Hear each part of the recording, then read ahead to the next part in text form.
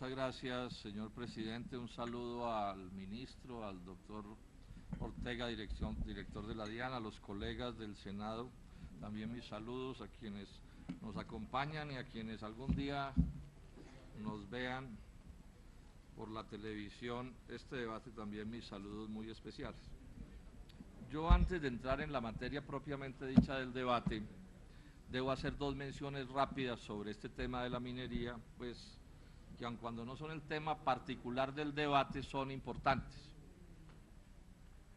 Lo primero es esto: hay en este momento una huelga en Prodeco, que es una de las carboneras importantes de la costa atlántica, de una transnacional. Mi llamado en esto es muy simple, ¿no? Y es que el gobierno brinde todas las garantías que sean del caso para que ese movimiento huelguístico se desarrolle. La huelga es un derecho legal y constitucional. Y los informes que recibo de los trabajadores que están en huelga señalan que hay una actitud de negligencia de los funcionarios del Ministerio del Trabajo y una actitud hostil de los directivos de la empresa, obstaculizando lo que son las labores propias de una actividad huelguística como esta. Yo quiero resaltar que uno de los graves errores históricos de este país es que se habla mucho de democracia, pero cuando los trabajadores la ejercen, suelen verlos como delincuentes, como criminales y darles trato de policía en vez de atenderles sus reclamos. Esperemos que las cosas en ese sentido no se agraven, porque hay preocupación en este momento, señor ministro, porque parece que la policía se prepara a hacer acciones allí que no corresponden pues con las garantías laborales. Lo segundo es y este es un problema bastante más complicado, el que le va a gastar también unos minutos. Es que está por empezar el próximo 1 de diciembre un cese de actividades indefinido en el Bajo Cauca antioqueño. Ya el ministro debe tener una carta que le debieron haber llegado, los senadores la tenemos, nos fue enviada con copia por parte de la Confederación de Mineros de Colombia, por su presidente, el doctor Ramiro Restrepo, que está hoy por aquí con nosotros. ¿Qué es lo que está pasando? En estos días el ministro de Mauricio Cárdenas dijo esto en el periódico El Tiempo: a la minería ilegal hay que darle el mismo tratamiento que al narcotráfico. El mismo tratamiento que al narcotráfico a la minería ilegal, que yo prefiero llamarla informal porque creo que corresponde más con la realidad, como prefiero llamar informales a los comerciantes informales y no ilegales, o a los industriales informales y no ilegales, o a los vendedores ambulantes informales y no ilegales. Y agrega que es que muchas de las mafias de narcotraficantes, Bacrim y guerrillas están utilizando la minería ilegal para financiarse. O sea, hay una actitud de estigmatización de estos ciudadanos colombianos que ejercen la pequeña y mediana minería. Yo estuve el sábado en Caucasia, en una reunión con estos mineros, ministros, porque creo que es parte del deber de un congresista ver qué se hace con estas cosas. ¿Cuál no sería mi sorpresa? Primero, cuando la reunión se hizo en el más importante hotel de Caucasia, el primero que habló fue el cura párroco del municipio, que se llama el padre Edgar Darío Osorio, quien llegó con un mensaje del arzobispo Monseñor Alberto Osa. Sí, el señor cura párroco dijo: sin minería nosotros no podemos. Yo tomé notas, pero además esto está en internet para quien quiera verlo. Nos unimos a la minería. Después hablaron los 5 alcaldes electos de los municipios de Caucasia, Amalfi, Tarazán, Echí y El Bagre, y por lo menos por lo que se veía no eran ni paramilitares, ni narcotraficantes, ni guerrilleros. Y después habló el general Leonardo Pinto, que es un general pues del Ejército de Colombia, sí, creo con sede en Montería. Y entre las notas que le tomé, pero que son pues fidedignas, pero en internet está, el general dice esto: conozco la injusticia que están enfrentando, se refiere a los mineros. Le hemos explicado al gobierno nacional esta problemática. Entendemos la protesta que ustedes tienen. Este es un modo de vida de esta comunidad del Bajo Cauca antioqueño. Ojo, este es un modo de vida, dice un general de la República que conoce la zona. Los problemas sociales existen y hay que arreglarlos. Entiendo que tiene que haber una propuesta, pero que sea pacífica, que fue lo mismo que dijo el párroco también, que si la protesta se da, que sea pacífica. Es importante que haya gente acompañándola. El comandante de la división también entiende lo que sucede, o sea, el otro general por encima del general Leonardo Pinto. Esta es una oportunidad para que la gente que trabaja aquí tenga un lugar en la sociedad. Ojalá el senador Robledo pueda ayudar a arreglar esto antes del paro. Yo sé que la gente aquí vive de la minería. Esa es la realidad, ministro. Ustedes se equivocan en materia gravísima, como cuando insisten en darle un trato militar, de policía, criminal, a una actividad económica. En el Bajo Cauca antioqueño hay minería del oro por lo menos desde que llegaron los españoles a América, hace 500 años. Esa gente con la que estuvimos ahí reunidos es gente que son mineros ellos, sus padres mineros, sus abuelos mineros, sus bisabuelos mineros. ¿Cuál es el lío que hay allí? Que hay un problema de títulos complicadísimo, porque los títulos las tienen las transnacionales, entonces allá hay una minería de hecho, una minería que yo llamo informal, porque creo que es lo que corresponde con la realidad social y económica. Y el gobierno se ha empeñado, desde el propio presidente de la República a la cabeza, en estigmatizar a esos colombianos, diciéndoles que son guerrilleros, paramilitares o narcotraficantes. Si hay allí delincuentes, ministro, el deber de ustedes es en una operación de escalpelo, coger al delincuente. Pero ustedes no pueden caer sobre todos los que viven del oro en esa zona, de la minería del oro, y aplastarlos con el cuento de que es que van detrás de un delincuente. Además, esa es la economía de la región, ministro, no se equivoquen en eso. La consigna del párroco es cierta, ¿no? Sin minería no hay economía ahí. Lo que hay que buscar es una solución. La carta que le envía a usted el presidente de la Confederación de Mineros de Colombia, lo que le dice es eso: señor ministro, ya estuvimos reunidos con usted, no va a leer la carta para ahorrar tiempo, pero él le dice, estuvimos reunidos con usted hace unas semanas, usted nos dijo que elaboráramos un decreto reglamentario para la formalización, porque ellos quieren formalizarse y quieren mejorar el manejo ambiental y el manejo laboral, o sea, tiene una actitud de sensatez frente a esa informalidad que existe, pero resulta que el gobierno no le da trámite a eso, y sí lo que está es tratándolos como criminales, y repito, esto es insensato. Ahora, ¿por qué se volvió un lío 500 años después? Es la otra pregunta clave. ¿Por qué lo que nunca fue un lío se volvió un lío 500 años después? Y la explicación es muy sencilla. Los precios del oro están altos, es un negociazo, y las transnacionales están detrás de todo. Vienen por la lana, por el telar y por la que teje, por todo. Ese es todo el problema que tenemos aquí. Entonces, la discusión de fondo que hay aquí, colombianos, es si en Colombia va a haber minería de transnacionales, gran minería, pequeña y mediana minería y minería artesanal, o solo va a haber minería de transnacionales. Ese es el debate. Y yo aquí le hago un llamado a la sensatez al gobierno nacional y a las transnacionales. Lo sensato es que aquí quepa todo el mundo. Eso es lo que es democrático, eso es lo que es sensato. Se equivocan, repito, en materia gravísima, si insisten en darle esto un trato de policía, de ejército, a punta de represión, de persecución. Quedan tiempo suficiente para que esta cosa se tramite de manera democrática, y espero, señor ministro, que así lo haga. Porque además hay una cosa que molesta mucho, y es que a las transnacionales sí las tratan con guante de seda. Cuando ellas no cumplen con sus deberes ambientales, con sus deberes fiscales, etcétera, entonces ahí sí aparece toda la caballerosidad y la diplomacia y la queridura del gobierno nacional para atenderles los casos. ¿Qué tal, senador Valera, si le miraran a Drummond la destrucción ambiental del Cesar, a ver si eso está cumpliendo con las normas ambientales de Colombia? ¿Será que se puede destruir la ciénaga de Zapatosa y eso no viola ninguna norma? ¿Será que se puede mover como van a mover el río Ranchería en cerca de 30 kilómetros y eso también es legal en Colombia y se puede hacer? Pero cuando se trata de los nativos, de los criollos, tenemos esta intemperancia del gobierno nacional. Hasta ahí eso podría explayarme más, pero estamos resumiendo el tema. Yo he hecho otro par de debates anteriores, o yo no, la comisión ha hecho otro par de debates anteriores sobre minería, uno referido al tema ambiental, en donde hay muchísima tela que cortar, y otro referido al tema de las relaciones laborales, donde también mostramos unas relaciones laborales indeseables en el sector minero. Hay un problema de salud ocupacional grandísima. Aquí hay también trabajadores, por ejemplo, de Cerro Matoso, que tienen problemas de salud extremadamente graves. Ese no es el tema de hoy, simplemente lo dejo mencionado. El tema de hoy es el tercer tema. Sí, cuando uno dice que están destruyendo el medio ambiente y las relaciones laborales son muy malas, entonces a uno le dicen, bueno, sí, senador, pero es que eso sí ganamos plata. Colombia está enchapándose en riquezas a partir de la minería.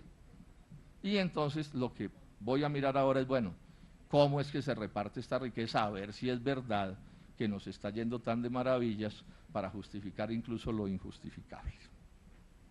Advierto desde ya, en estos debates uno siempre tiene un lío de cifras, porque si algo funciona mal en Colombia son las cifras. Alguien decía que había que someterlas a tortura para que cantaran, ¿sí? Para intentar desentrañar cuál es la verdad. Entonces salen cifras de todos los lados y es muy difícil. Y las oficinas de los senadores, la verdad, no somos potencias, digamos, en cuanto a logística para hacer estas cosas. Entonces voy a adelantar el debate en la medida de esas limitaciones y me voy a apoyar mucho o bastante en un informe que hizo el director de la DIAN ahora en octubre pasado, que circula por internet y al cual se han referido el doctor José Fernando Izaza, Salomón Kalmanovich, Elena Villamizar, que da unas claves de cosas importantes que están pasando sobre este problema de los tributos.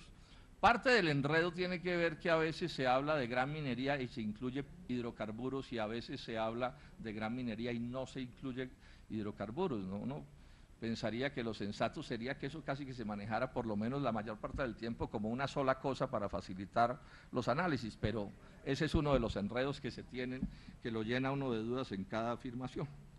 Lo mejor que yo he visto, el debate en qué consiste, colombianos, en cuánto le toca al Estado. Entonces uno dice, no, las regalías son muy bajas, y yo voy a probar que son muy bajas. Entonces le dicen, no, pero es que le faltan los impuestos, ¿sí? Hay que sumar los impuestos y las regalías. Entonces ahí empieza el enredo y la discusión. Bueno, pero ¿cuáles impuestos? Y se hace una discusión sobre una cosa que unas veces, yo sé que hay un matiz de diferencia, pero unas veces, y ese es parte del enredo, se llama el state take, senadora Marisa, y otras veces se llama el government take, ¿sí? Y es parte del enredo en el que estamos.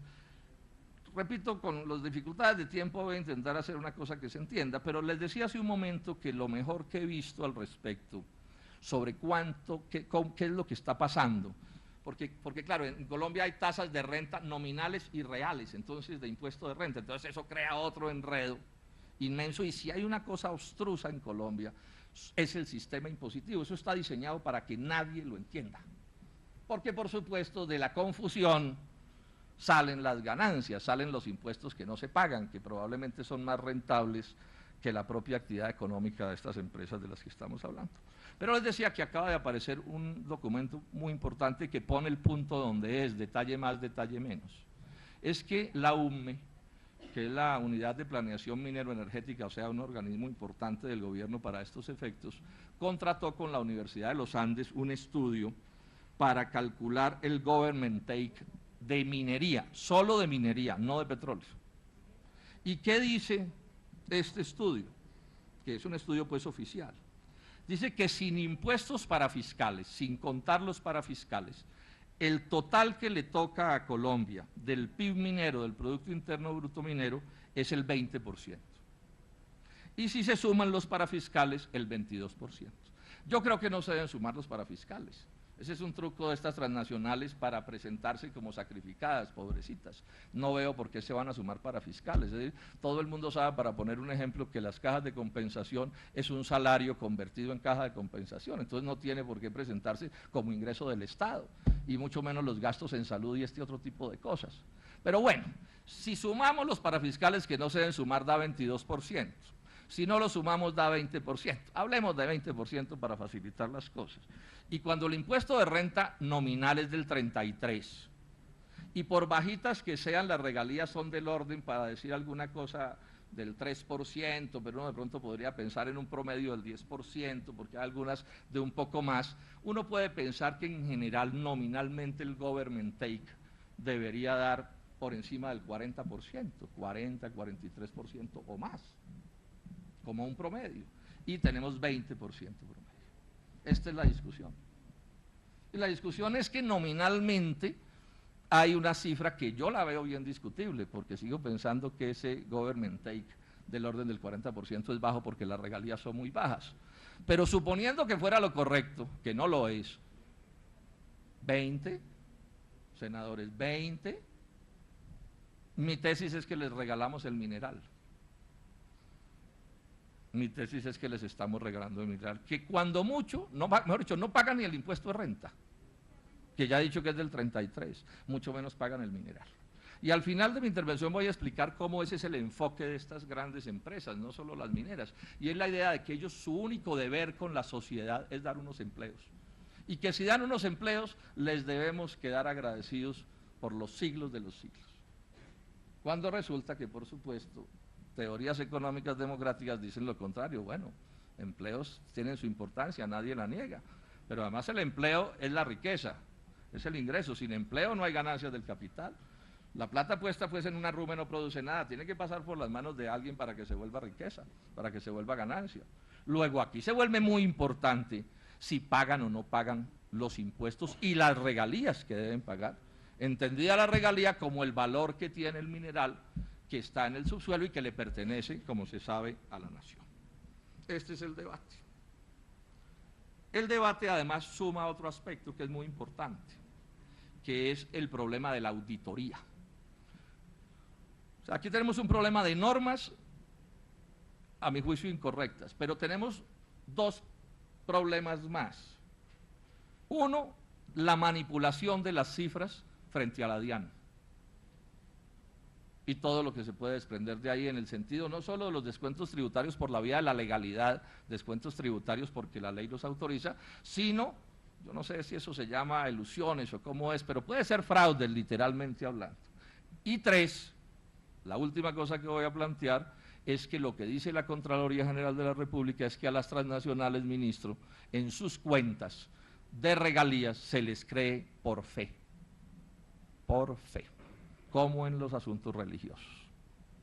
Que en religión se crea por fe, pues uno entiende, y es muy respetable, pero que en negocios alguien crea por fe, por supuesto que la cosa sí es bien discutible.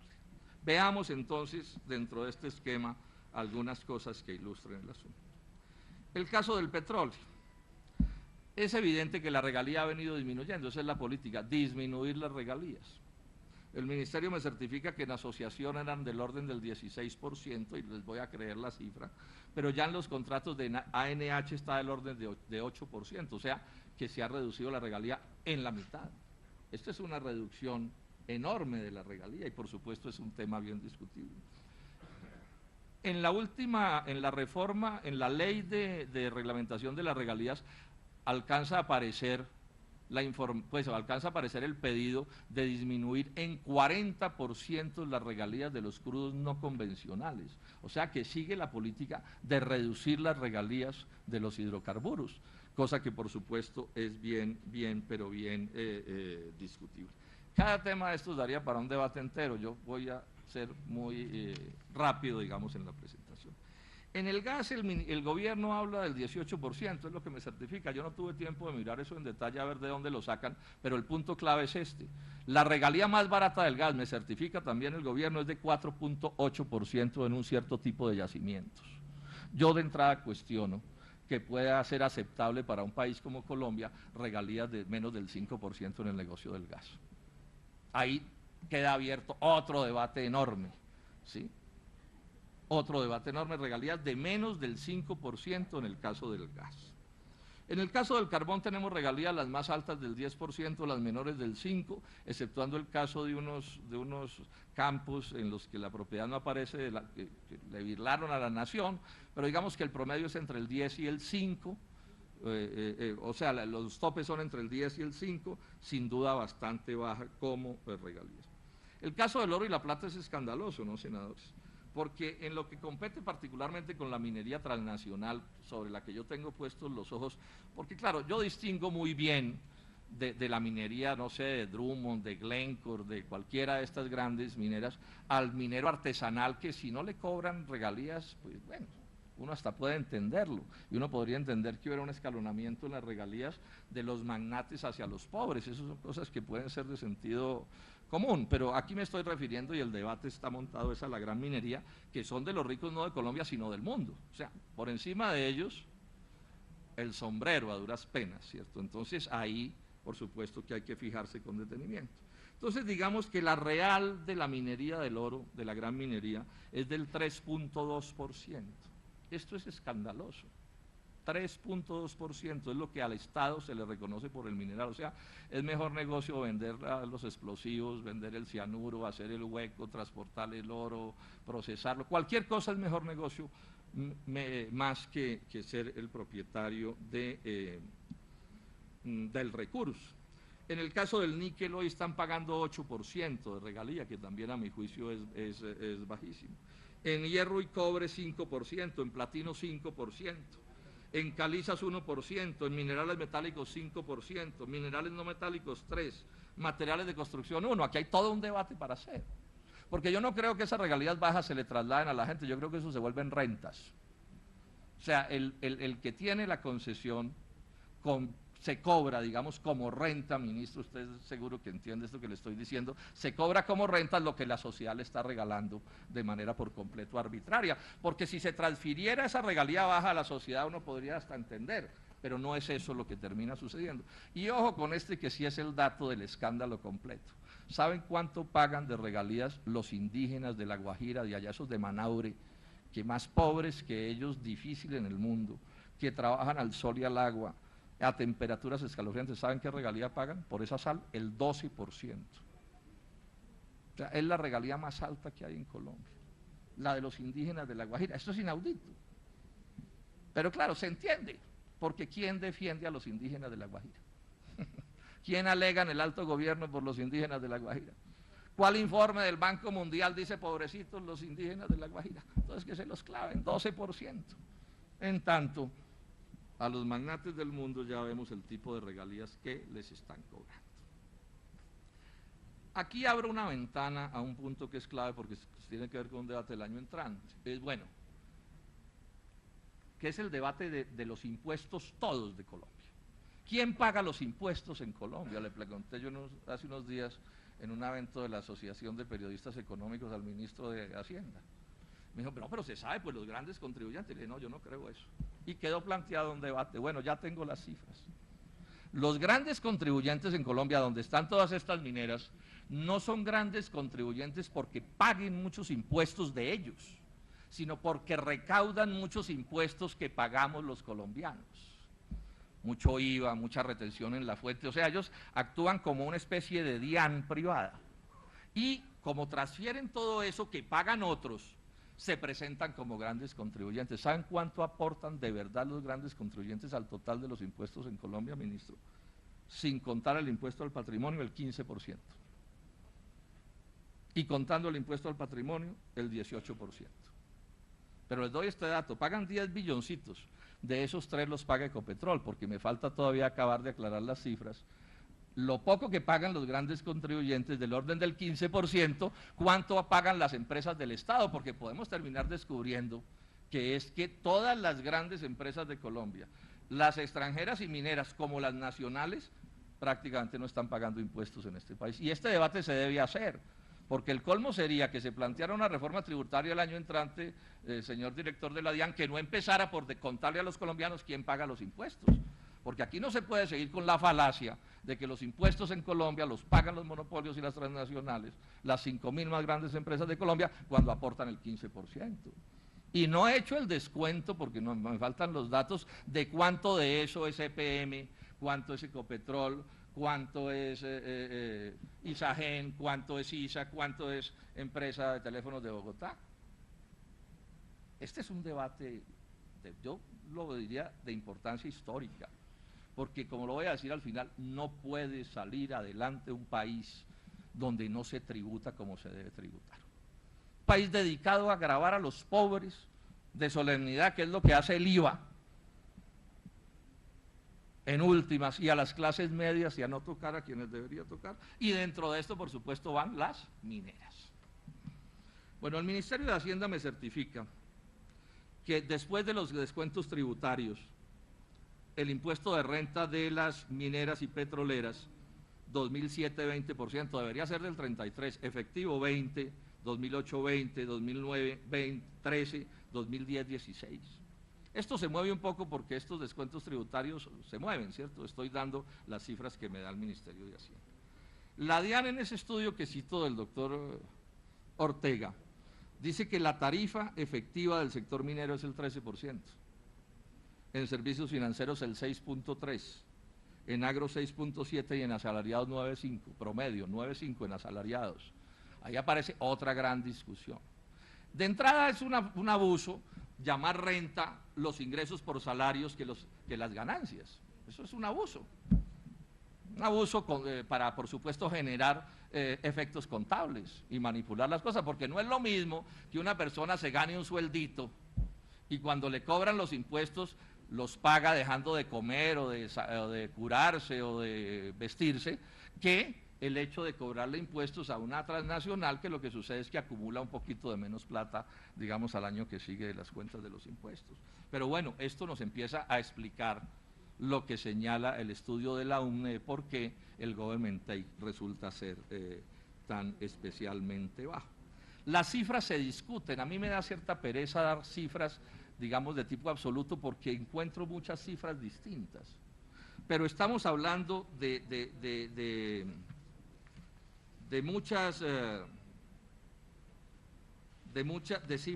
cifras muy altas, ¿no? Del impacto fiscal de estos descuentos. Me van a excusar porque se embolató eso, ¿sí? De cuánto es el costo del total de estos descuentos, tanto de minería como del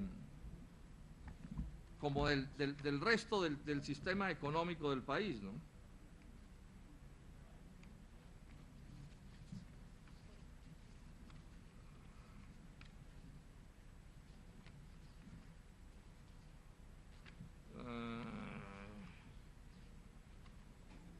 Precisos en bolata. Sandra, ¿cuánto es el total? ¿Dónde está Sandra? El costo fiscal, no, pero no solo,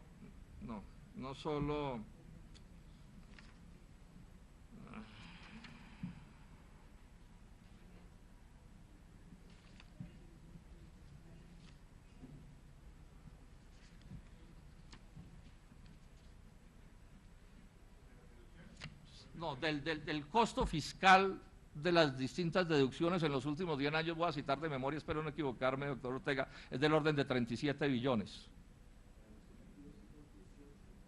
No, pero el costo fiscal, no solo, bueno, usted lo puede sumar de memoria, sí. Sí. No, pero no, sumadas las demás. Bueno, sí, bueno. Estamos hablando entonces de una suma supremamente grande. 2002-2010. ¿Sí? ¿Cómo? Pero no solo las de la deducción de activos fijos, sino todas. ¿Sí? Yo creo que es 37, bueno. Pero está en la presentación, usted lo va a señalar en la presentación. Yo creo que es del orden de 37, pero puede ser 27. Pero cualquiera de las dos cifras, estamos hablando de una cifra supremamente grande. Que los estudiantes que ahora andan buscando la plata para la educación pública y gratuita y de alta calidad, pues aquí tienen una buena fuente para escarbar de dónde podrían salir las finanzas. 31,7, esa es la cifra exacta, 31,7 billones en una década. O sea que da un promedio de más de 3 billones de pesos, ¿sí?, de costo fiscal. Y no están todas, absolutamente todas las deducciones. No, las de esas, pero digamos de impuestos municipales no hay, porque por ejemplo no se pagan prediales y otra serie de cosas, y ahora vamos a mirar otros asuntos y vamos a mirar cómo hay manipulación de cifras, ¿sí?, que si se desmanipularan podrían aumentar estas realidades de las que estamos hablando. Y y voy a saltarme un poco la presentación por el tiempo que perdí, dentro de esto la minería, por supuesto, aporta una cifra bien importante en estos descuentos de los que estamos hablando. Bueno, voy a mencionar otras cosas.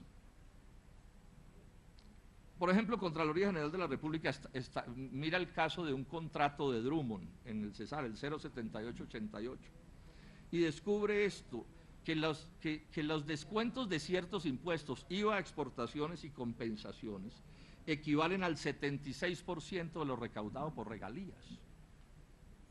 Sí, aquí tengo las cifras precisas, son algo así como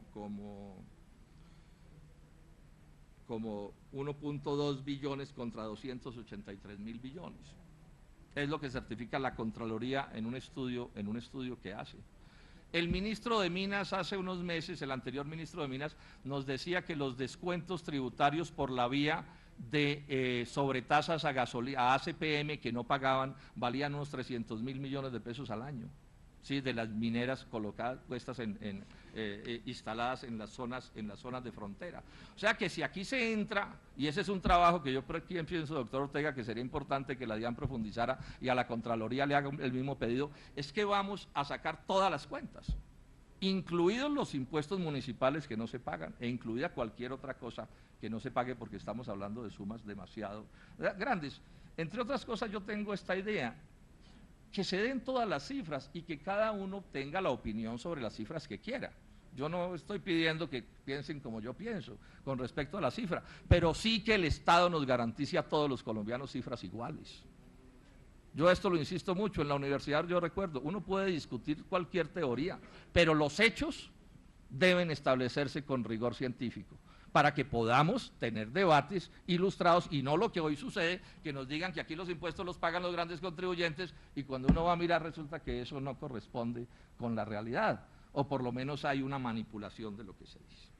Veamos ciertas cosas que denuncia el director de la DIAN, que a mí me parecen especialmente graves y que tienen que ver con cosas que suceden y que no deberían suceder, antes de mencionar otras. La DIAN descubre una cosa que a mi juicio es muy grave, y es que analizando el patrimonio bruto declarado y el patrimonio líquido declarado en minería, dependiendo de si la declaración es la declaración para el impuesto al patrimonio o si es la declaración para la declaración en renta corriente, resulta que las cifras tienen diferencias descomunales, senadores. Esto es una cosa, a mi juicio, por completo inaceptable. La presentación de la DIAN la resalta, ¿sí? Entonces, estamos hablando de diferencias, digamos, digamos, en el patrimonio bruto, entre esos dos tipos de declaraciones, según el momento, repito, según si estamos hablando del total de los impuestos o solo de impuesto al patrimonio, en el 2007 la diferencia es del 25%, en el 2008 del 32%, en el 2009 del 40% y en el 10 del 68%. O sea, esto es plata grande de impuestos que si estamos ante una maniobra, como puede ser, aquí están evadiendo sumas inmensas de impuestos. En el caso del patrimonio líquido, la diferencia es la misma que acabo de explicar: 2007 44%, 2008 76%, 2009 82%, ministro, 2010 106%, o sea, el doble, cuando deberían ser las mismas cifras. Y esto sucede para el caso declarado en general en minería. La DIAN tomó el trabajo, no lo voy a detallar aquí, de mirarlos para petróleo y gas, para carbón, para servicios de petróleo y gas, y el fenómeno es básicamente el mismo. Voy a leer textualmente varias aseveraciones que hace el doctor Ortega después de ese estudio, que es un estudio muy enjundioso, muy cuidadoso, y yo tengo que reconocer, realizado con seriedad. Nosotros lo estudiamos en la oficina cuidadosamente. Y él concluye, y aparece otra cosa que es muy llamativa, antes de leer lo que dice él, particularmente sus preocupaciones. Esto también lo afirma este informe. Dice: el costo de nómina reportado entre 2009 y 2010 pasó de 58 billones a 92 billones, el costo de nómina, o sea, un incremento del 60%. Mientras que los parafiscales crecieron el 1%. O sea, la nómina, dicen, les creció 60% y los parafiscales les crecieron el 1%. Cójanme ese trompo en la uña, como se decía antes. Y recordemos que los impuestos se pagan dependiendo de los costos, en muy buena medida. O sea, si yo logro inflar los costos, reduzco, por supuesto, lo que tengo que pagar. Y entonces agrega el doctor Ortega, dice: no concuerda esta información con el desempleo o con el aumento de los sueldos. Él concluye, después de revisar todo esto, que es un documento, no sé si lo va a mostrar ahora aquí todo, pero es una cosa como de 70 páginas. Dice esto: algunas empresas del sector petrolero Inflan el valor contable de los activos fijos. Y explica, incluyen gastos como activos fijos, reciclan activos fijos viejos ya depreciados para aprovechar la deducción especial, incrementan las provisiones aceleradamente sin responder a una racionalidad económica para incrementar costos. Estos recursos se conservan en efectivo en el exterior, advierte. Otro lío. Disfrazan de legal, ojo con esto, importaciones ilegales de equipos robados en Venezuela y Ecuador. Incluyen estos como activos fijos que usan para la deducción especial. Sobornan a los empleados de aduanas proliferando la corrupción y las malas prácticas. Otras dos. Inflan los costos de los servicios contratados, transporte, servicios técnicos y asistenciales para disminuir la base gravable. Contratan servicios con firmas cuyos representantes legales son los mismos abogados asesores de las compañías. Esto en el sector petrolero. Él dice, algunas empresas del sector petrolero. Y después dice, algunas empresas del sector minero energético. Efectúan transacciones con entidades en paraísos fiscales. El 100% de las ventas lo hacen a compañías vinculadas. Sí, que es una manera, pues, por supuesto, que puede facilitar que se paisajeen las cifras.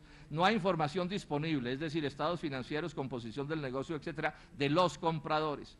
Y hacen una cosa que consiste, es un tipo de presunción que consiste en disminuir la gracia, dice, lo leo textualmente, dice, presunción profile shifting, para disminuir la base gravable y ser responsables de un menor impuesto a cargo. Estas son palabras mayores. O sea, porque una cosa son deducciones, digamos, con fundamento legal, porque el gobierno o alguien aprobó una rebaja de alguna cosa, y uno puede discutirla, pero reconocerle su legalidad, y otra cosa son ciertas prácticas que podrían estar violando la ley, o que podrían estar moviéndose en un terreno que entiendo que llaman la elusión, que es aprovecharse de manera sistemática de vacíos que dejan normalmente en las normas, no por casualidad, sino porque alguien los deja, ¿sí?, para no corresponder como debían corresponder. Yo en algún debate aquí recién llegado expliqué cómo, con un documento de la CEPAL del 2004, de la CEPAL, señala la CEPAL que si las transnacionales de esos días pagaran en el tercer mundo los impuestos que pagan en los países donde tienen sus sedes, los recaudos tributarios de países como Colombia, sumados todos, aumentarían en 35.000 millones de dólares al año. Y agrega el informe de la CEPAL que esto se ve facilitado por el gran volumen de transacciones transfronterizas que tienen lugar en los sectores de la minería y el petróleo. Explico esto un poco. ¿Quién tiene Colombia cómo vigilar que una volqueta de esas inmensas, de una minera de estas, vale lo que dicen que vale? ¿Tienen cómo asegurarle a Colombia que cuando informan que se gastaron tanto en explosivos en el exterior, sí sucede? Cosas más graves, cuando se dice que se exportaron tantos millones de toneladas, Colombia está segura que se exportaron esos millones de toneladas. Cuando se dice que la calidad del carbón es una determinada, ¿sí es verdad o es otra? Cuando dicen que el carbón lo vendieron a un precio, ¿sí lo vendieron a ese precio o lo vendieron a otro? Ese es el tipo de cosas que estamos discutiendo y que tienen que ver con todo esto. Y esto, por supuesto, afecta a las regalías, pero afecta también el impuesto de renta y lo que deben pagar, o sea, afecta al government take o el state take o como lo quieran llamar. Este es el debate que estamos haciendo. Bueno, 3 casos más de cosas inaceptables a mi juicio. Algunas pueden ser legales, otras no. Una cosa que se discutió mucho, cuando Drummond puso en venta su empresa, hace unos meses, el doctor Mauricio Cabrera llamó la atención sobre una cosa, dijo, Drummond ha invertido 2.000 millones de dólares en la empresa y la va a vender en 6.000 millones de dólares y no paga un peso de impuestos en Colombia, ni uno. Bueno, al final, ¿qué sucedió? Que vendió el 20% por una suma que lo que dice es que en la práctica la empresa la están vendiendo o vale 7.615 millones de dólares. Y sobre esa operación, si se diera completa, no pagaría ni un centavo. Denuncia también la misma persona que acabo de mencionar, el doctor Cabrera. Ventana Gold Corporation, una transnacional del oro, invierte 136 millones en una mina y la vende en 1.500 millones de dólares y no paga un peso de impuestos en Colombia por esa operación. Estas son realidades que están aquí. Yo pregunto, ¿alguien en Colombia puede vender así sea pues un pichirilo bien viejo y no tener que hacer algún tipo de pago por esa transacción? Ojo con esto, que es una cosa gravísima. porque esto podría ser cabeza de proceso para una investigación muy profunda. Estos son datos del Sistema de Información Minero Colombiano de CIMCO. Son datos de la UMME, ¿no?, que ya expliqué qué es.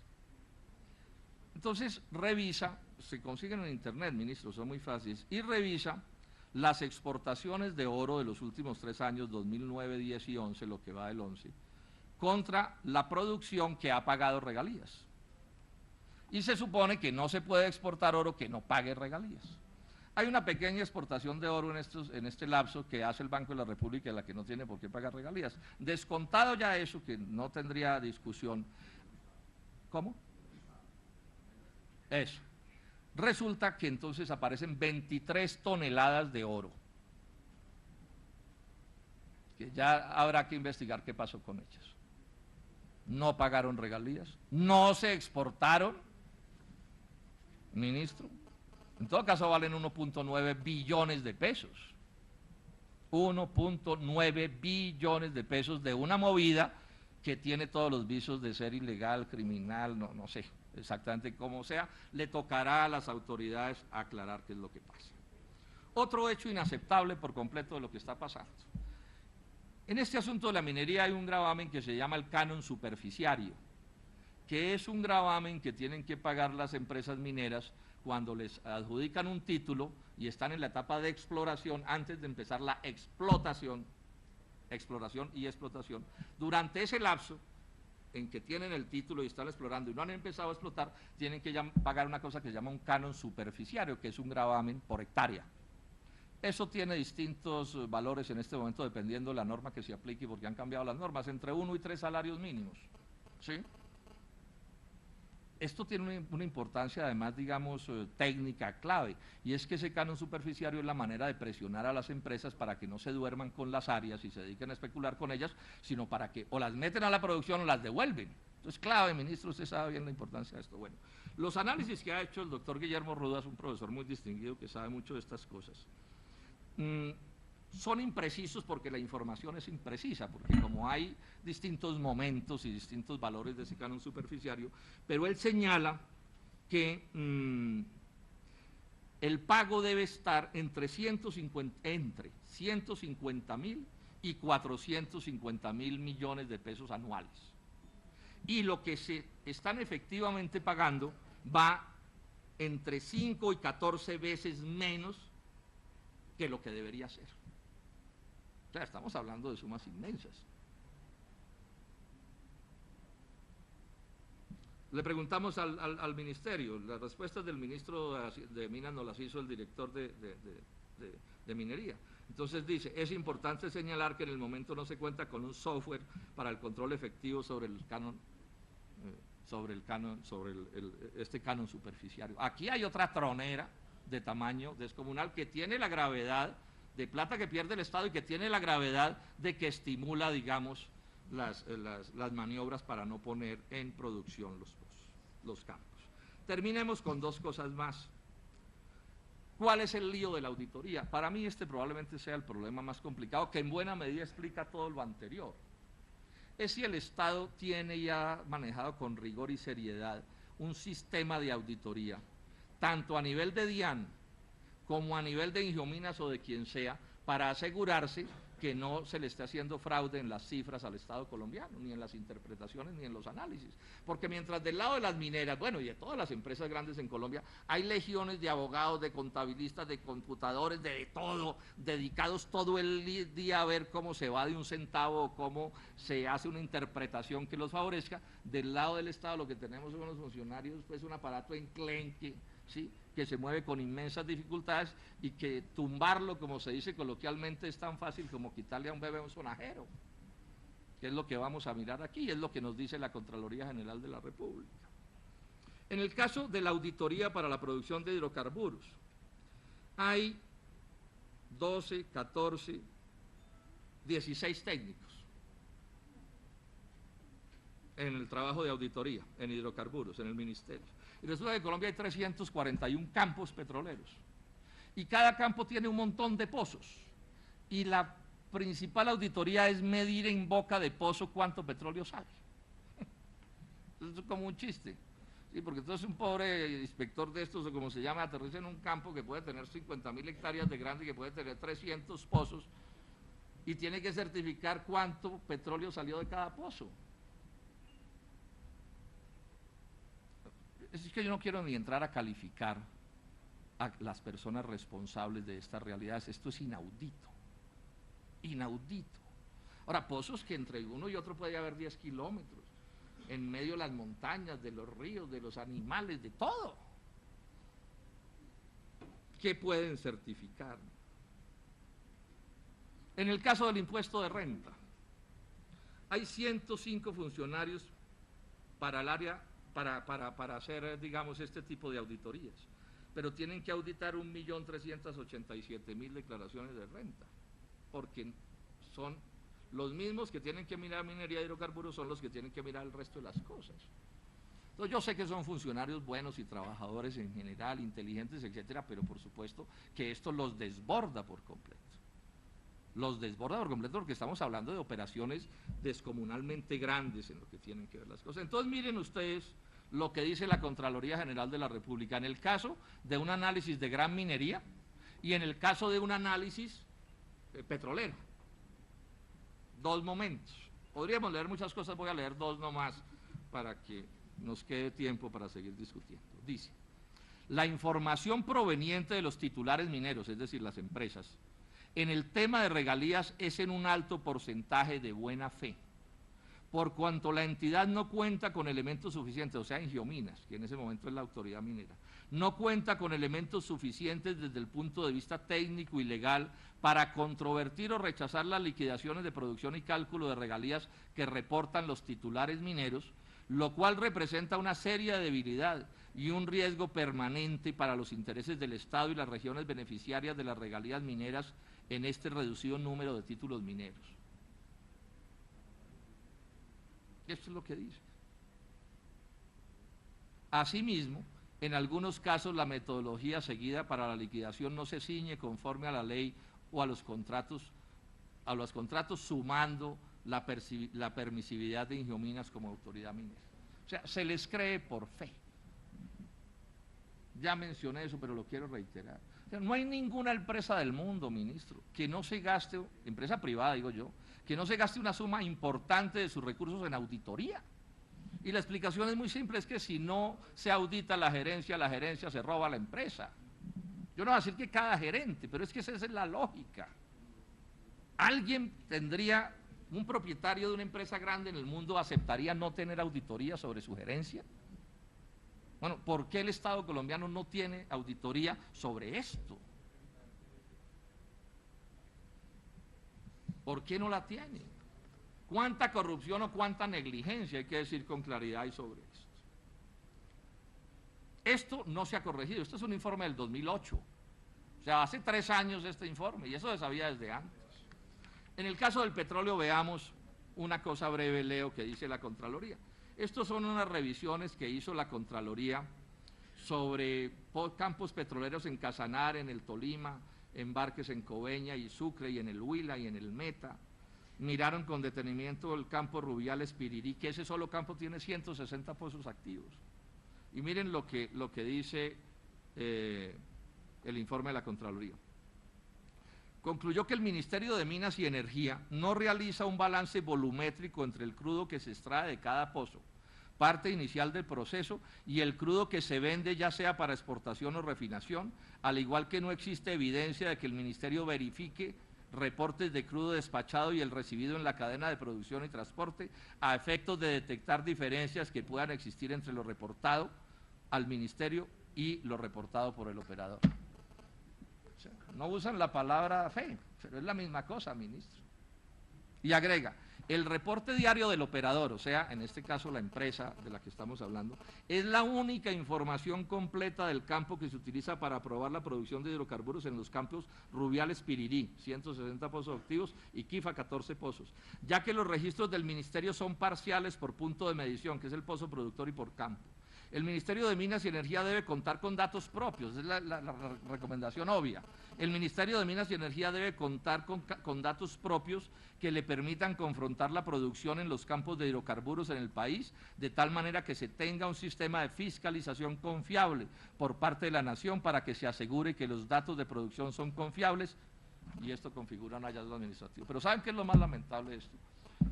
Si yo no estoy mal, hace 5 o 6 años yo hablé la primera vez de este tema aquí en este Senado de la República.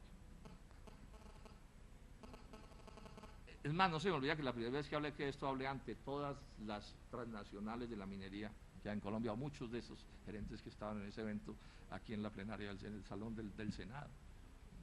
Y no se hace nada. O sea, el país puede estar siendo literalmente saqueado si se les antoja a todos los que tienen que ver con esto. No se hace nada. Terminemos con 2 cosas más. Esto aquí hay un debate de fondo, señor presidente, y me excúseme, yo espero en 5 minutos terminar. En el mundo del neoliberalismo y del libre comercio, en todas partes vienen bajando, no solo en Colombia, sino en todas partes, los impuestos y las regalías que pagan. Porque hay una discusión montada que hay que hacer en Colombia con toda franqueza. Estas grandes empresas nos están echando el discurso de que lo único que importa es el empleo que crean. Y que si les cobramos regalías o les cobramos impuestos o las vigilamos siquiera, entonces no crean los empleos, como una especie de extorsión en el discurso. Y seguramente el ministro ahora se va a referir a eso, va a decir, no, es que si sube el government take, entonces no vienen. Y entonces esto se empieza a volver como una especie de círculo vicioso, ¿cierto? Entonces este es un debate que hay que hacer a fondo. Y yo es una pregunta que me hago para que se le haga a Colombia. El único deber del capital, particularmente del capital monopolístico, es generar unos empleos. No tiene ningún otro deber con la sociedad. Porque nos presentan los empleos como la gran cosa, pero yo pregunto, ¿es que la sociedad a ese capital le da la infraestructura vial, le da el ejército y la policía, le da el sistema de justicia? Por ejemplo, una de las trabas grandes del sistema de justicia colombiano es que el sistema financiero lo tiene copado con procesos inmobiliarios.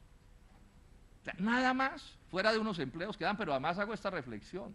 Esos empleos resultan ser un costo de las empresas, pero también son su ganancia. Sin empleos no habría ganancia. ¿Alguien ha hecho el ensayo de poner un poco de plata puesto encima de una mesa y volver al otro día a ver si creció? Les prometo que no crece. Tiene que pasar por las manos de algún trabajo, de alguna actividad económica, incluida la de los gerentes, toda, pero también la de los trabajadores rasos, la de todo el mundo. Entonces no nos pueden presentar el empleo como una especie de desastre, porque esa es la fuente de su riqueza. Y lo segundo es esto, que es fácil de reflexionar también. Si los impuestos solo se les cargan a los pobres y a las clases medias, que es lo que está sucediendo, no es posible recaudar las sumas que la sociedad necesita para desarrollarse. Porque es que la sociedad necesita tener educación pública y gratuita y de alta calidad, o por lo menos muy barata. La sociedad necesita tener salud, necesita tener vías, carreteras. O sea, esto que está pasando es que Colombia esté al borde de quedarse incomunicada con el puerto principal, que es el puerto de Buenaventura, porque no hay 4 pesos para coger un derrumbe. Eso tiene que ver con esto, con la estructura tributaria colombiana. Pero hago otra reflexión que puede ser más de fondo. Si se esquilma a los pobres y a las clases medias y se les saca toda la plata del bolsillo, ¿quién le compra a las empresas? O sea, sin mercado interno no hay desarrollo económico, y el mercado interno tiene que ver con dejarle al pueblo capacidad de compra para consumir y para gastar, y no para reemplazar los tributos que otros deberían pagar. Digamos otra cosa y terminamos. Y este es un problema muy grave, porque toda esta teoría de que no se les pueden cobrar ni impuestos ni regalías dice es que la inversión extranjera es la que nos salva. Pero resulta que las cifras del Estado lo que nos vienen diciendo es que Colombia no está siendo capaz de producir las divisas, los dólares suficientes para que su aparato productivo funcione. El desbalance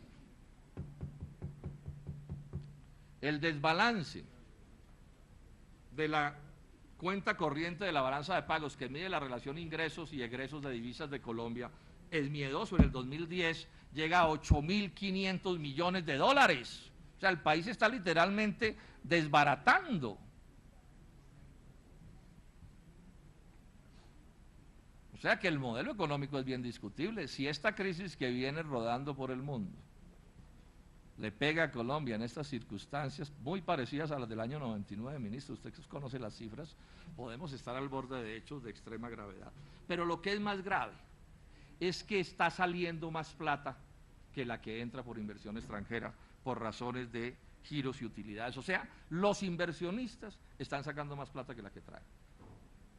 O sea, Colombia se está convirtiendo en un país exportador neto de capital. Y esto, por supuesto, es de una gravedad inaudita. Les doy este dato. En el 2010, por cada 68 dólares que ingresaron de inversión extranjera directa, que es la que tiene que ver con minería, que es el tema que nos ocupa, sí, industria y otras cosas, salieron 100 dólares. Senadora Maritza, por 68 dólares de ingresos salieron 100. O sea que toda la teoría sobre la que están montadas estas cosas no funciona. Terminemos diciendo esto. En buena medida por estos debates se incluyó en la reforma constitucional de regalías, senadores, una plata de las regalías para financiar la auditoría. Pero a última hora vi que le colgaron también los estudios geológicos. Entonces me temo que lo que quedó aprobado, senador Milton Rodríguez, es insuficiente para las necesidades de una auditoría seria, que es la que se necesita. Aquí no puede seguir mamando gallo con la auditoría, particularmente con la del sector minero, pero pienso que con la de todo, porque le montaron a eso también estudios geológicos y no sé qué más cosas. Ahora, que hay grandes poderes en Colombia que se mueven para que no se audite, y se mueven es de verdad. O sea que lo que podía ser un avance quedó completamente cojo, pero digamos que fue un poco la expresión de un reclamo que llevamos años haciendo aquí para que estas cosas funcionen. ¿Cuáles son mis conclusiones? Primera conclusión, que es obvia: es muy malo lo que hay. Se deben subir las tarifas de regalías. Se deben escalar todas las regalías, no solo en petróleo, en todo, en función del volumen y en función de los precios. O sea, es inaudito que cuando se disparan los precios del petróleo o del carbón, estas empresas hagan ganancias fabulosas, de las cuales a la nación prácticamente no les llega la proporción que debería llegarles. O sea, cambian los fundamentales del negocio y eso no es tratado en la normativa como debería tratarse. Debe haber una fuerte auditoría estatal. Ya dije que quedó mal, pero quedó mal de otra manera. El ministerio me dice que van a contratar con privados la auditoría. Yo aquí quiero expresar mi absoluto rechazo a esa idea. Es decir, si el Estado colombiano no es ni siquiera capaz de auditar, ¿para qué Estado entonces? Y vamos a terminar privatizando la policía y el ejército y los jueces y todo. ¿Y por qué tiene que haber ganancia para una transnacional y para el capital extranjero en cada cosa que hace el Estado colombiano? No son esas firmas auditoras extranjeras en últimas de propiedad de los mismos dueños de las transnacionales de la minería, ¿o cómo es? ¿Cuál es el escándalo de Enrod y de Henderson? ¿No fue eso lo que demostró? Hora de recordar el verso de Pombo, de Rafael, ¿no? Gobiernos dignos y timoratos, donde haya queso no pongáis gatos. Gobiernos dignos y timoratos, donde haya queso no pongáis gatos. No, aquí lo que hay que coger es unos recursos importantes y que el Estado colombiano monte un sistema de auditoría en serio, que yo creo que debe ser, y sugeriría que esto se discutiera hoy aquí, debe ser el mismo sistema el que audite las regalías que el que haga el auditaje en los temas de impuestos. Es elemental. ¿Por qué tienen eso separado? Señora Daira, ¿no es muy extraño? O sea, que aquí hay una empresa que puede meterle unas cifras a Ingiominas o a la Agencia Nacional Minera y meterle otras cifras a la DIAN, cuando ya hemos visto que a la propia DIAN le dan cifras distintas. O sea, lo obvio aquí es que una sola firma haga las dos cosas, y yo creo que debe estar en la DIAN, que son los que saben hacer eso, los que tienen todo el software y tienen toda la capacidad. Doctor Ortega, yo no sé usted qué opina de eso, pero si a la DIAN se le transfieren unos recursos importantes con una destinación clara en este sentido, se puede montar dentro de la DIAN sin privatizarla. La función del recaudo y el auditaje, un Estado no puede renunciar a ella. ¿Esto qué es? y que esa entidad maneje o tenga por lo menos la posibilidad de cruzar la información, porque es la misma. Así que por supuesto que los costos de producción tienen que ver con el impuesto de renta y tienen que ver con las regalías. Es el colmo de la ineficiencia separar eso y que haya que llevarle 2 contabilidades a la misma regalía o 2 contabilidades al mismo impuesto de renta. Y debe ser una función pública. En Colombia existen colombianos honrados a toda prueba, incorruptibles, que nos pueden garantizar que eso se haga bien hechos y por supuesto se les dota del poder suficiente. Y no me van a meter en Colombia de que los únicos honrados que hay en Colombia son los extranjeros. No lo acepto, porque es una falacia. Nomás es una indignidad siquiera aceptarlo. Y aquí vamos a terminar en una cosa que es muy loca, ¿no? Es decir, para lo único que hay que ser nacional es para ser ministro o presidente de la República. Para todo lo demás se puede ser extranjero. Bueno, pues entonces, ¿por qué no proponen que el presidente de la República también pueda ser extranjero? Es un sarcasmo el que estoy haciendo, por supuesto, pero tiene su fondo. Senador Robledo. Tiene su fondo y ya con esto termino. Y por último decir una cosa, pues esta movilización estudiantil que salió tan bien y que todos nos tiene tan favorablemente impresionados a todos los demócratas de Colombia, pues es un ejemplo de cómo cuando la gente reclama de manera democrática, civilizada, pacífica, se logran cosas importantes. Yo creo que en este asunto de la minería hay que seguir en lo mismo. Derrotamos Santurbán, eso es importante. Parecido a cuando yo sé que es diferente, se tumbó el megahotel del Tayrona, ¿sí? Y en este tema de la minería, además del debate de medio ambiente, además del debate laboral que se vienen haciendo, hay que introducir este debate en el debate público. Cuánto pagan, cuánto no pagan, cuánto de regalía, cuánto de una cosa, cuánto de la otra, porque hay demasiada plata en juego para que eso no sea así. O sea, que pienso que la movilización debe incluir este tema. Usted me excusa, señor presidente, si me alargué un poco, pero como usted ve, había demasiada cosa que decir. Muchas gracias.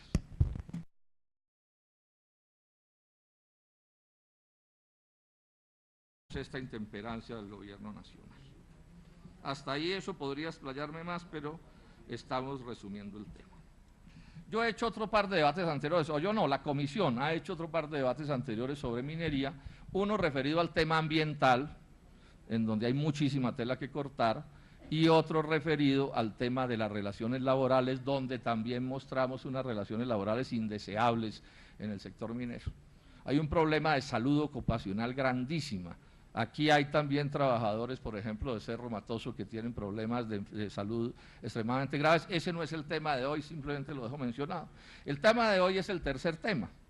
Sí, cuando uno dice que están destruyendo el medio ambiente y las relaciones laborales son muy malas, entonces a uno le dicen, bueno, sí, senador, pero es que eso sí ganamos plata. Colombia está enchapándose en riquezas a partir de la minería. Y entonces lo que voy a mirar ahora es, bueno, cómo es que se reparte esta riqueza, a ver si es verdad que nos está yendo tan de maravillas para justificar incluso lo injustificable. Advierto desde ya, en estos debates uno siempre tiene un lío de cifras, porque si algo funciona mal en Colombia son las cifras. Alguien decía que había que someterlas a tortura para que cantaran, ¿sí? Para intentar desentrañar cuál es la verdad. Entonces salen cifras de todos los lados y es muy difícil. Y las oficinas de los senadores, la verdad, no somos potencias, digamos, en cuanto a logística para hacer estas cosas. Entonces voy a adelantar el debate en la medida de esas limitaciones y me voy a apoyar mucho o bastante en un informe que hizo el director de la DIAN ahora en octubre pasado, que circula por internet y al cual se han referido el doctor José Fernando Izaza, Salomón Kalmanovich, Elena Villamizar, que da unas claves de cosas importantes que están pasando sobre este problema de los tributos. Parte del enredo tiene que ver que a veces se habla de gran minería y se incluye hidrocarburos y a veces se habla de gran minería y no se incluye hidrocarburos, ¿no? Uno pensaría que lo sensato sería que eso casi que se manejara por lo menos la mayor parte del tiempo como una sola cosa para facilitar los análisis, pero ese es uno de los enredos que se tienen, que lo llena uno de dudas en cada afirmación. Lo mejor que yo he visto, el debate en qué consiste, Colombia, para ahorrar tiempo. Pero él le dice, estuvimos reunidos con usted hace unas semanas. Usted nos dijo que elaboráramos un decreto reglamentario para la formalización, porque ellos quieren formalizarse y quieren mejorar el manejo ambiental y el manejo laboral. O sea, tiene una actitud de sensatez frente a esa informalidad que existe. Pero resulta que el gobierno no le da trámite a eso y sí lo que está es tratándolos como criminales. Y repito, esto es insensato. Ahora, ¿por qué se volvió un lío 500 años después? Es la otra pregunta clave. ¿Por qué lo que nunca fue un lío se volvió un lío 500 años después? Y la explicación es muy sencilla. Los precios del oro están altos, es un negociazo, y las transnacionales están detrás de todo. Vienen por la lana, por el telar y por la que teje, por todo. Ese es todo el problema que tenemos aquí. Entonces la discusión de fondo que hay aquí, colombianos, es si en Colombia va a haber minería de transnacionales, gran minería, pequeña y mediana minería, y minería artesanal, o solo va a haber minería de transnacionales. Ese es el debate. Y yo aquí le hago un llamado a la sensatez al gobierno nacional y a las transnacionales. Lo sensato es que aquí quepa todo el mundo. Eso es lo que es democrático, eso es lo que es sensato. Se equivocan, repito, en materia gravísima si insisten en darle esto un trato de policía, de ejército, a punta de represión, de persecución. Quedan tiempo suficiente para que esta cosa se tramite de manera democrática y espero, señor ministro, que así lo haga. Porque además hay una cosa que molesta mucho, y es que a las transnacionales sí las tratan con guante de seda. Es decir, cuando ellas no cumplen con sus deberes ambientales, con sus deberes fiscales, etcétera, entonces ahí sí aparece toda la caballerosidad y la diplomacia y la queridura del gobierno nacional para atenderles los casos. ¿Qué tal, senador Valera, si le miraran a Drummond la destrucción ambiental del Cesar, a ver si eso está cumpliendo con las normas ambientales de Colombia? ¿Será que se puede destruir la ciénaga de Zapatosa y eso no viola ninguna norma? ¿Será que se puede mover como van a mover el río Ranchería en cerca de 30 kilómetros y eso también es legal en Colombia y se puede hacer? Pero cuando se trata de los nativos, de los criollos, tenemos ante más complicado, el que le va a gastar también unos minutos. Es que está por empezar el próximo 1 de diciembre un cese de actividades indefinido en el Bajo Cauca antioqueño. Ya el ministro debe tener una carta que le debieron haber llegado a los senadores, la tenemos, nos fue enviada con copia por parte de la Confederación de Mineros de Colombia, por su presidente, el doctor Ramiro Restrepo, que está hoy por aquí con nosotros. ¿Qué es lo que está pasando? En estos días el ministro de Mauricio Cárdenas dijo esto en el periódico El Tiempo: a la minería ilegal hay que darle el mismo tratamiento que al narcotráfico. El mismo tratamiento que al narcotráfico a la minería ilegal, que yo prefiero llamarla informal porque creo que corresponde más con la realidad, como prefiero llamar informales a los comerciantes informales y no ilegales, o a los industriales informales y no ilegales, o a los vendedores ambulantes informales y no ilegales. Y agrega que es que muchas de las mafias de narcotraficantes, Bacrim y guerrillas están utilizando la minería ilegal para financiarse. O sea, hay una actitud de estigmatización de estos ciudadanos colombianos que ejercen la pequeña y mediana minería. Yo estuve el sábado en Caucasia, en una reunión con estos mineros, ministros, porque creo que es parte del deber de un congresista ver qué se hace con estas cosas. ¿Cuál no sería mi sorpresa? Primero, cuando la reunión se hizo en el más importante hotel de Caucasia, el primero que habló fue el cura párroco del municipio, que se llama el padre Edgar Darío Osorio, quien llegó con un mensaje del arzobispo Monseñor Alberto Osa. Sí, el señor cura párroco dijo: sin minería nosotros no podemos. Yo tomé notas, pero además esto está en internet para quien quiera verlo. Nos unimos a la minería. Después hablaron los 5 alcaldes electos de los municipios de Caucasia, Amalfi, Tarazán, Nechí y El Bagre, y por lo menos por lo que se veía no eran ni paramilitares, ni narcotraficantes, ni guerrilleros. Y después habló el general Leonardo Pinto, que es un general pues del ejército de Colombia, sí, creo con sede en Montería. Y entre las notas que le tomé, pero que son pues fidedignas, pero en internet está, el general dice esto: conozco la injusticia que están enfrentando, se refiere a los mineros. Le hemos explicado al gobierno nacional esta problemática. Entendemos la protesta que ustedes tienen. Este es un modo de vida de esta comunidad del Bajo Cauca antioqueño, ojo, este es un modo de vida, dice un general de la República que conoce la zona. Los problemas sociales existen y hay que arreglarlos. Entiendo que tiene que haber una propuesta, pero que sea pacífica, que fue lo mismo que dijo el párroco también, que si la protesta se da, que sea pacífica. Es importante que haya gente acompañándola. El comandante de la división también entiende lo que sucede, o sea, el otro general por encima del general Leonardo Pinto. Esta es una oportunidad para que la gente que trabaja aquí tenga un lugar en la sociedad. Ojalá el senador Robledo pueda ayudar a arreglar esto antes del paro. Yo sé que la gente aquí vive de la minería. Esa es la realidad, ministro. Ustedes se equivocan en materia gravísima, como cuando insisten en darle un trato militar, de policía, criminal, a una actividad económica. En el Bajo Cauca antioqueño hay minería del oro por lo menos desde que llegaron los españoles a América, hace 500 años. Esa gente con la que estuvimos ahí reunidos es gente que son mineros ellos, sus padres mineros, sus abuelos mineros, sus bisabuelos mineros.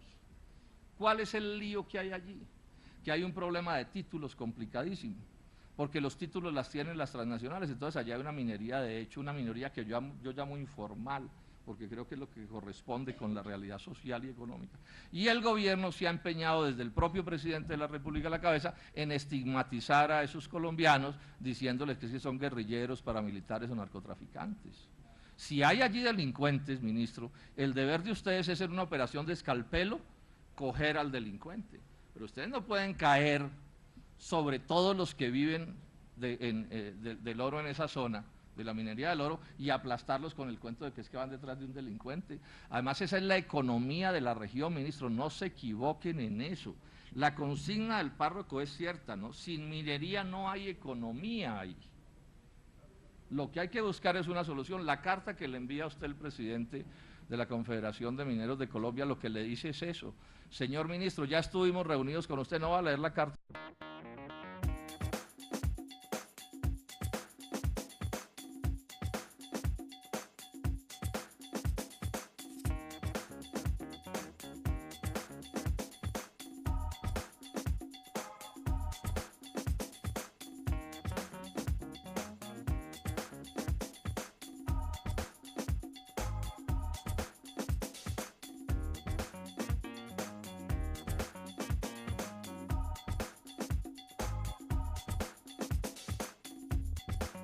Muchas gracias, señor presidente. Un saludo al ministro, al doctor Ortega, director de la DIAN, a los colegas del Senado. También mis saludos a quienes nos acompañan y a quienes algún día nos vean por la televisión. Este debate también mis saludos muy especiales. Yo, antes de entrar en la materia propiamente dicha del debate, debo hacer dos menciones rápidas sobre este tema de la minería, pues que aun cuando no son el tema particular del debate, son importantes. Lo primero es esto: hay en este momento una huelga en Prodeco, que es una de las carboneras importantes de la costa atlántica, de una transnacional. Mi llamado en esto es muy simple, ¿no? Y es que el gobierno brinde todas las garantías que sean del caso para que ese movimiento huelguístico se desarrolle. La huelga es un derecho legal y constitucional.